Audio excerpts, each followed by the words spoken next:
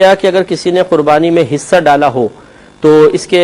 بال اور ناخن، اس شخص کے لیے بال اور ناخن کے کاٹنے کا کیا حکم ہے، کب سے یہ نہ کاٹے؟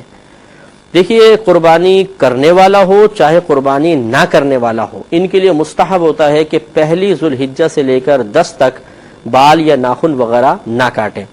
نبی کریم صلی اللہ علیہ وسلم سے ایک شخص نے پوچھا، یا رسول اللہ صلی اللہ علیہ وسلم، مجھے ایک شخص نے میرے پاس ایک جانور رکھوایا ہوا ہے، میرے پاس تو کچھ نہیں ہے کہ میں ذبح کر سکوں، کیا میں اسی جانور کی قربانی کر لوں؟ رحمت کونین صلی اللہ علیہ وسلم نے فرمایا کہ نہیں، یعنی وہ تو ایک امانت ہے، عاریتاً تمہیں دیا ہے، اس کی قربانی تم نہ کرو، بلکہ شاید فرمایا اگر تم اپنے 10 دنوں میں بال یا ناخن نہ کاٹو تو اللہ تبارک و تعالیٰ اسی میں تمہاری قربانی قبول فرما لے گا۔ تو دیکھیں، وہ قربانی نہیں کر رہے لیکن سرکار نے ان کو ترغیب دی، اور جو قربانی کر رہا ہے اس کے بارے میں نبی کریم صلی اللہ علیہ وسلم نے فرمایا کہ جو قربانی کا ارادہ رکھے تو اسے چاہیے کہ پہلی سے لے کر 10 تک اپنے بال اور ناخن نہ کاٹے۔